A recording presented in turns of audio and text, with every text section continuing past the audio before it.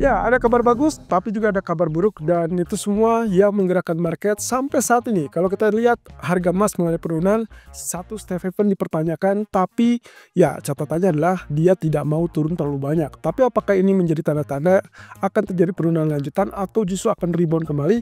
Salah satunya mungkin dipicu dengan pernyataan ataupun bahkan sikap kebijakan dari Amerika sendiri. Ini dia alasannya. Oke, laporan earnings dari Nvidia mencatatkan angka yang bisa dibilang melewati ekspektasi. Terlihat dari EPS yang tercatat 89 sen, lebih tinggi daripada ekspektasi 84 sen. Sementara untuk revenue-nya itu berada di 39,33 miliar US dollar, lebih tinggi tentunya dari ekspektasi 38,25. Tentunya hal ini sedikitnya bisa menyelamatkan ataupun ya bisa dibilang memberikan angin segar lah, terutama untuk sektor teknologi. Walaupun dengan catatan Nasdaq tidak naik terlalu tinggi tadi malam. Bahkan setelah laporan tersebut justru kita melihat adanya penurunan. Nah, tapi juga yang perlu dicatat lagi adalah terkait dengan pergerakan di saham Nvidia sendiri yang notabene ternyata tidak terlalu direspon sangat baik. Kira-kira ada apa ya? Apakah ini berarti ada musim persaingan dengan saham ataupun bisa dikategorikan teknologi China yang memang kemarin sempat muncul dengan DeepSeek yang bisa dibilang mengalahkan AI yang dimunculkan oleh Nvidia. Nah, tapi pada dasarnya apapun yang terjadi pada sektor teknologi nantinya mungkin akan kita lihat sebagai hal yang menunjukkan bahwa teknologi AI tersebut masih tetap mumpuni. Artinya mungkin ke depan teknologi AI inilah yang akan membantu kembali menggenjot kembali sektor teknologi sehingga Nasdaq kemungkinan akan relatif lebih tinggi di kemudian hari. Tapi masalahnya apakah ini akan menjadi pemicu untuk berikutnya? Kita masih tunggu dan keep ini sampai at least dipastikan ada kepastian dari kebijakan tarif dan dampak selanjutnya terhadap market. Dan penggerak marketnya sepertinya kita kurangi. Kalau kemarin ada faktor consumer confidence yang mulai penurunan, praktis tadi malam ini hanyalah balik lagi kepada sentimen geopolitik yang diasumsikan bahwa mereka sudah hampir dipastikan akan mencapai kesepakatan, kemudian juga kebijakan tarif. Nah, catatannya teman-teman, kalau kita perhatikan harga minyak yang sudah mulai penurunan kembali di bawah level 69 dolar atau dengan kata lain tetap di bawah 70 dolar dan kali ini sudah sentuh 68 dolar. Tapi masalahnya adalah saham juga tetap dalam stagnasi ataupun ya kita bilang saja dia turun ya secara keseluruhan karena memang tidak sanggup untuk bergerak naik terlalu tinggi. Jadi kalau misalkan kita compile, kita kombinasikan antara kedua efek ini, yang pertama dampak dari perang yang diperkirakan akan selesai, berarti dampaknya penurunan harga minyak karena diperkirakan pasokan akan lebih lancar ya. Yang kedua tentunya terkait dengan harga emas karena safe haven-nya mengalami penurunan atau katakanlah mungkin karena meredanya ketegangan, maka safe haven hampir bisa dibilang berkurang lah minat terhadap safe haven-nya. Nah, tapi seharusnya kita dapatkan kenaikan untuk pasar saham. Nah, tapi itu tidak terlihat. Kenapa? Karena posisinya terganggu oleh kebijakan tarif dan ketidakpastian tarif inilah yang membuat kenapa pasar saham turun. Termasuk juga dampaknya semakin menekan kepada harga minyak. Kenapa? Karena satu sisi kebijakan tarif ini justru memunculkan keresahan terkait dengan pertumbuhan ekonomi dan itulah yang membuat kenapa tingkat permintaan diperkirakan akan melemah. Jadi oil double combo, dia mengalami tekanan dari sisi kebijakan ataupun kebijakan tarif atau dampak kebijakan tarif, kemudian juga dari sisi meredanya geopolitik. Nah, di sisi lain emas yang seharusnya muncul sebagai safe haven dan mendorong naik, ternyata kita belum lihat maksimal. Kenapa? Karena kita curigai dari dua komponen ini, berita utamanya kemungkinan market sampai saat ini menunda agresivitas sampai mendapatkan data ekonomi terbaru. Dan itu berarti data nanti malam, GDP dan juga data PCE besok malam. Dan ingat, minggu depan kita punya data non-farm payroll. Jadi apakah emas sudah fix menyerah tidak akan sampai 3.000? Belum tentu, karena kita masih memperkirakan sepanjang minggu ini sampai minggu depan kemungkinan disitulah fight atau battle untuk bullish dan bearish bagi emas, terutama kaitannya dengan faktor koreksi. Saya rasa kalau misalnya koreksi sudah terjadi sampai detik ini, apalagi sampai tergelincir ke 2888 kembali, maka seharusnya kita sudah bisa bilang bahwa market sudah mengantisipasi segala kemungkinan terkait dengan tarif juga kebijakan yang mungkin akan dimunculkan setelah ini, dan termasuk juga dampak dari antisipasi perdamaian Rusia dan Ukraina. Nah, jadi tinggal tunggu saja waktunya terkait dengan data ekonomi. So, inilah probability yang kita terangkan kembali, kita jelaskan kembali bahwa saat ini posisinya kita sedang berada di antisipasi perang Rusia-Ukraina yang selesai, kemudian safe haven melemah, kemudian pasokan minyak tentunya melimpah sehingga akhirnya harga minyak mulai turunan.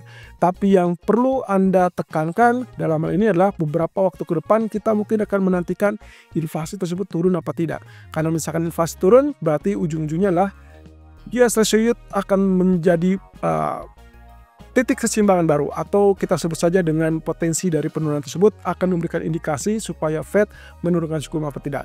Sejauh ini saya tidak melihat ada rebound ataupun kenaikan yang lebih signifikan di US Treasury. Artinya berarti targetnya Trump itu hampir bisa dibilang masih berjalan.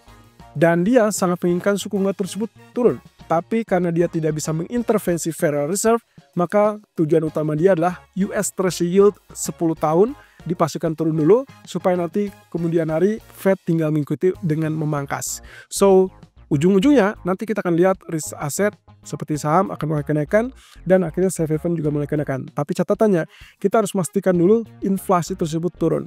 Tapi sejauh ini sih untuk suku bunga, at least patokan kita adalah US Treasury yield.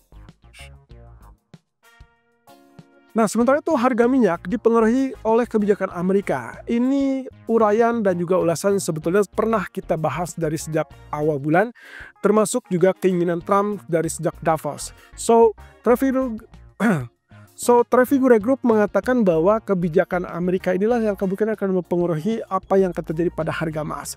Sudut pandangnya begini, dia melihat dengan posisi Iran, di mana tingkat ekspor Iran itu mengalami lonjakan dalam beberapa tahun terakhir. Ini tidak terlepas dari melunaknya sikap Amerika waktu era Biden terhadap sanksi yang dikenakan kepada Iran. Nah, tapi tentunya ini akan menjadi hal yang berbeda kalau ternyata Trump kembali menyortir ataupun katakanlah memblokade ya ekspor minyak tersebut ke global, sehingga akhirnya nanti akan terjadi gangguan pasokan dan itu akan membuat ketegangan kembali. Dan jika itu terjadi, maka hampir bisa dipastikan nantinya akan cenderung mendorong harga minyak kembali naik. Nah, di sisi lain, antisipasi dari hal tersebut adalah perang Rusia-Ukraina. Kalau memang ternyata sampai ditemukan atau sampai tercapai kesepakatan damai, maka ini juga yang kemarin sudah sempat kita singgung kaitannya dengan pasokan yang akan melimpah. Karena satu sisi Rusia mungkin akan diperkenankan untuk mengekspor kembali minyak dan juga tidak ada pembatasan harga minyak seperti yang dilakukan oleh negara-negara barat terhadap Rusia.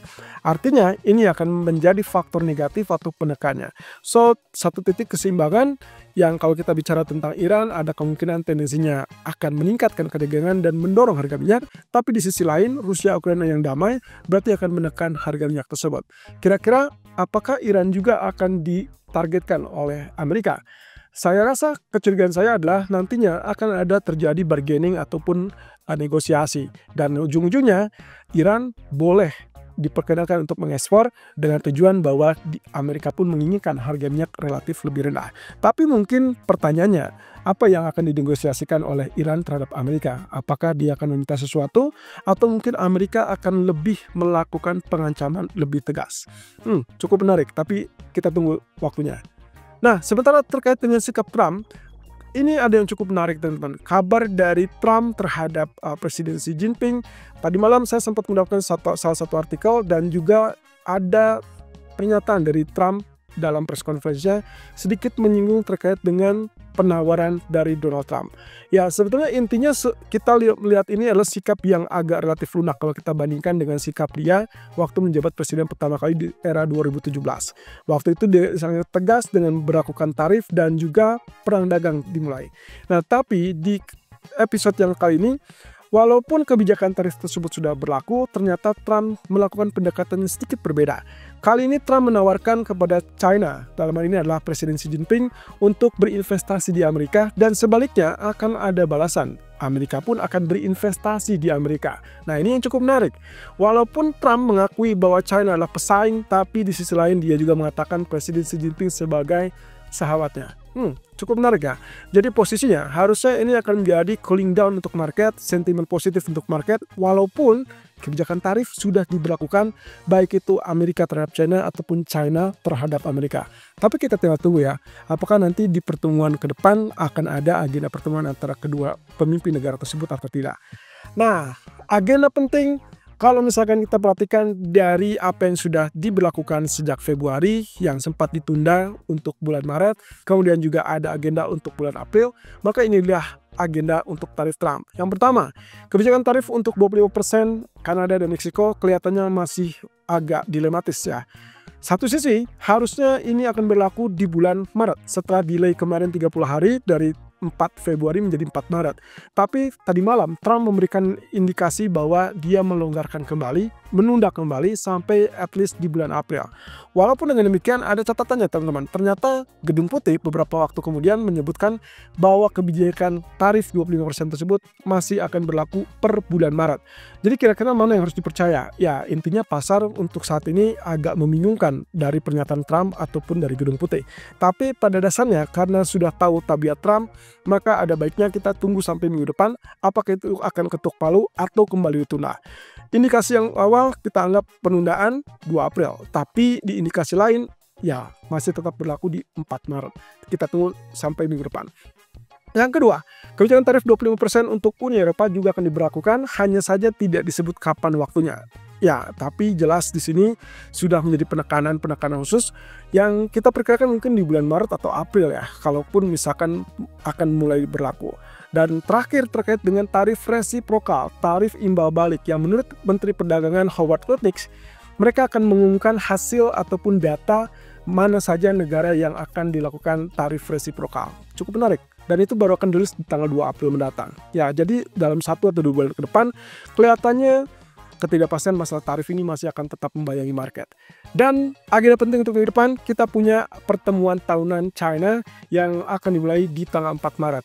Ada 2 step di situ, 2 session yang diawali dengan konferensi konsultatif politik rakyat Cina, di mana ini adalah merupakan badan penasihat tertinggi, dilanjutkan dengan pertemuan Kongres Rakyat Nasional Cina. Apa yang kita perlu perhatikan? Yang pertama tentunya terkait dengan target CPI. Apakah ada adjustment atau tidak? Diharapkan ada adjustment, diturunkan dari 3 menjadi 2%, artinya mungkin mereka cukup realistis lah ya untuk mendapatkan target inflasi tersebut.